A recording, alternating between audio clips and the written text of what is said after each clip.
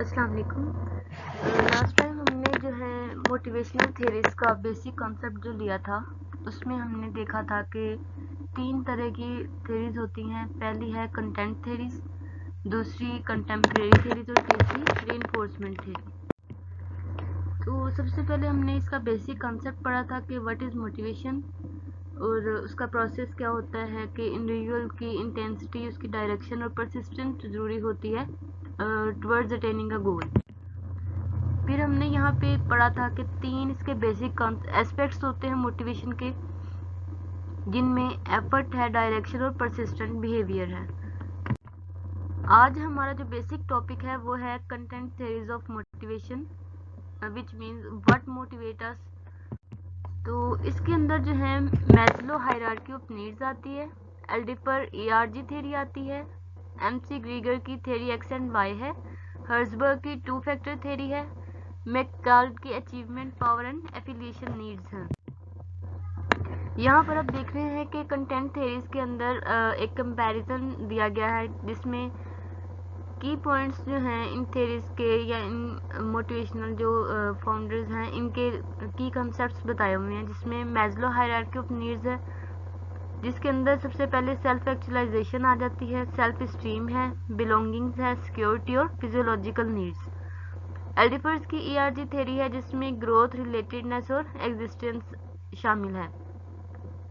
Then Herzberg की 2 factor theory है, जिसमें मोटिवेटर और हाइजीन फैक्टर आ जाते हैं, और मैकडॉल्ड की एक्वायर्ड नीड थ्योरी है, जिसमें अचीवमेंट, पावर और एफिलिएशन आ जाता है। फर्दर हम इसको डिस्कस करते हैं।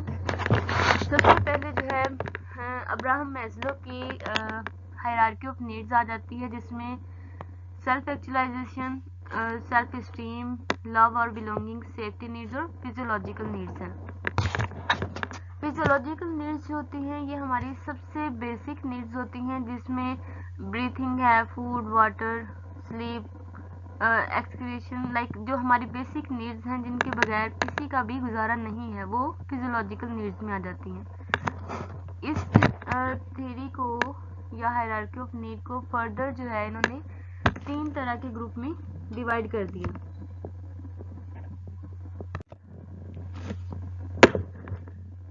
इन नीड्स को हमने जो जब डिवाइड किया 3 लेवल्स के अंदर, कि सबसे पहले जो हमारी बेसिक नीड्स होती हैं वो उसमें फिजियोलॉजिकल नीड्स और सेफ्टी नीड्स शामिल हो जाती हैं। उसके बाद साइकोलॉजिकल नीड्स आती हैं हमारी, जिसके अंदर हमारी लव, बिलोंगिंग शामिल हो जाती है और सेल्फ स्टीम नीड्स शामिल हो जाती हैं। और जो हमारी सेल्फ फुलफिलमेंट नीड्स हैं वो हमारी सेल्फ एक्चुअलाइजेशन नीड में शामिल हो जाती है। अब इसके अंदर जो है फर्दर आप ये देखें कि इनको इन्होंने इस तरह से डिवाइड कर दिया कि जो हमारी बेसिक नीड्स हैं वो हमारा फुलफिल होना हर हाल में बहुत ज़रूरी होता है, कि ये नीड्स जो होती हैं, या ये कह देते हैं कि लोअर मिडल जो क्लास है ये उसकी नीड्स होती हैं, कि जिसमें इंसान जो है अपनी बेसिक्स को पूरा करता है सिर्फ। और इसके बाद जो हमारी साइकोलॉजिकल नीड्स हैं, कि ऑब्वियसली कि जब हमारी बेसिक नीड्स पूरी हो जाती हैं तो हमें साइकोलॉजिकली अपनी नीड्स को पूरा करना पड़ता है, जिसमें सेल्फ स्टीम नीड्स है या बिलोंगिंग्स है। लाइक इंसान जो है वो थोड़ा मूव करता है फ्रेंडशिप की तरफ, रिस्पेक्ट करता है दूसरों को, और वो चाहता है कि इन रिजल्ट जो है वो रिस्पेक्ट रिसीव करे। और इसी तरह जो है सेल्फ एक्चुअलाइजेशन की नीड आ जाती है, जिसमें मोरालिटी है, क्रिएटिविटी है, या प्रॉब्लम सॉल्विंग स्किल्स आ जाती हैं। और इसी तरह जो एक्सेप्टेंस ऑफ फैक्ट्स होता है, इसमें ये चीज़ शामिल हो जाती है कि इंसान जो है हर चीज़ को एक्सेप्ट करता है, या डिफरेंट जो फैक्ट्स होते हैं उनको एक्सेप्ट करता है, मोरालिटी में ज़्यादा बिलीव करता है। यहाँ पर आप देख सकते हैं कि जिस तरह मैंने आपको पहले बताया कि हमारी जो फिजियोलॉजिकल नीड्स हैं या सेफ्टी नीड्स हैं, ये हमारी लोअर ऑर्डर नीड्स हो जाती हैं, ठीक है, या जिनको हम एक्सटर्नल कह देते हैं। और इसी तरह जो हमारी सोशल नीड्स हैं या सेल्फ स्टीम नीड्स हैं, इनको हम हायर ऑर्डर कह देते हैं या इंटरनल कह देते हैं। इसी तरह सेल्फ एक्चुअलाइजेशन को भी इसी तरह हम हायर ऑर्डर नीड्स में शामिल करते हैं। उसके बाद जो है एल्डिपर की ERG थ्योरी आ जाती है, जिसमें एग्जिस्टेंस है, जिसके अंदर हमारी फिजिकल और मटेरियल नीड्स शामिल होती हैं। इसी तरह रिलेटेडनेस आ जाती है जिसके अंदर सोशल इंटरेक्शन एंड रिलेशनशिप शामिल होता है, और ग्रोथ नीड्स आती हैं जिसमें self esteem and self actualisation शामिल हो जाती है।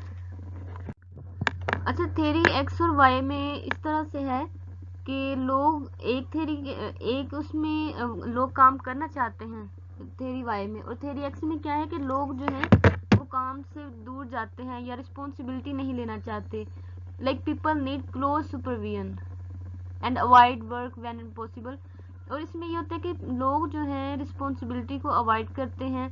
ये ज़रूर वो चाहते हैं कि उनको पैसा मिले, उनको उतनी रिस्पेक्ट मिले, लेकिन जो है वो परफॉर्म अच्छे से नहीं करते हैं। इसके बरक्स जो हमारी थ्योरी वाई होती है उसमें क्या करते हैं, एम्प्लॉयज़ जो हैं इंडिपेंडेंटली वर्क करते हैं, रिस्पॉन्सिबिलिटी को तलाश करते हैं, लाइक वो खुद से जिसे कहते हैं ना भाग के काम करना, वो इस तरह से थ्योरी वाई के लोग काम करते हैं।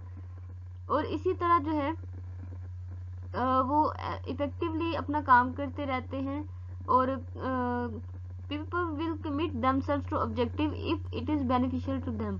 ठीक है, जबकि थ्योरी एक्स के अंदर लोग जो हैं वो काम से नफरत करते हैं, उनको फोर्स किया जाता है तो वो काम करते हैं।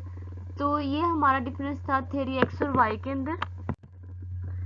उसके बाद हमारी फ्रेडरिक हर्ज़बर्ग की थ्योरी ऑफ मोटिवेशन आ जाती है, जिसके अंदर दो तरह के फैक्टर्स हैं, एक हाइजीन का फैक्टर है और दूसरा, इसी तरह जो है हर्ज़बर्ग की थ्योरी है, इसके अंदर दो फैक्टर्स हैं, एक हाइजीन फैक्टर है और दूसरा मोटिवेटर्स होते हैं।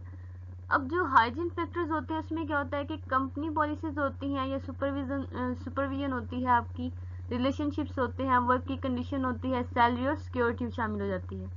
जबकि हम मोटिवेटर्स की जब बात करते हैं तो इसके अंदर आपकी जितनी अचीवमेंट्स है, जितनी रिकॉग्निशन है या आपकी रिस्पॉन्सिबिलिटी है, ये सारी चीज़ें आपकी मोटिवेटर्स में शामिल हो जाते हैं, जिसको लेकर इंसान जो है वो प्रोसेस करता है। इसी तरह मैंने यहाँ पे ये कंपैरिजन इन दोनों का बना दिया कि जो हमारे मोटिवेटर्स फैक्टर्स होते हैं उनका रिजल्ट क्या होता है कि हाई मोटिवेशन होती है, हाई सेटिस्फेक्शन होती है और स्ट्रॉन्ग कमिटमेंट होती है।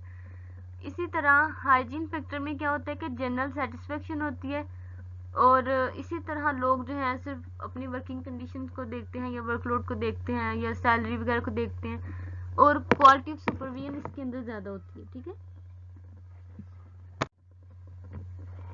इसके बाद हमारी डेविड मैककार्ड की लर्न नीड थ्योरी है, जिसके अंदर बेसिकली कल्चर है, हमारी family, person and occupational experiences आ जाते हैं, या type of organization of which a person works, ये चीज़ें आ जाती हैं। उसमें 3 नीड थ्योरी आ जाती है, जिसमें नीड फॉर अचीवमेंट है, नीड फॉर पावर है और नीड फॉर एफिलिएशन है। नीड फॉर अचीवमेंट में क्या होता है कि आप मोटिवेट करते हैं खुद को सक्सेस के लिए और अवॉइड करते हैं फेलियर से, जिसके अंदर आपके पर्सनैलिटी फैक्टर्स, इमोशनल फैक्टर्स आ जाते हैं। इसी तरह आप जो है सिचुएशनल फैक्टर्स को बिल्कुल साथ लेके चलते हैं और आप अवॉइड करते हैं फेलियर्स को। इसी तरह आप नीड फॉर पावर में क्या है कि the need to influence the behaviour of others. बिल्कुल इसी तरह थर्ड नीड है the need for affiliation, the desire for interpersonal relationships. इसी तरह जब आप कोई सक्सेस ले लेते हैं, आप चाहते हैं कि लोग आपको माने। जब आप सक्सेसफुल पर्सनालिटी बन जाते हैं, लोगों ने आपको मानना शुरू कर दिया, अब आप चाहते हैं कि आपकी रिलेशनशिप्स जो हैं वो बिल्ड हों दूसरे लोगों के साथ, या आपकी एक पर्सनालिटी हो।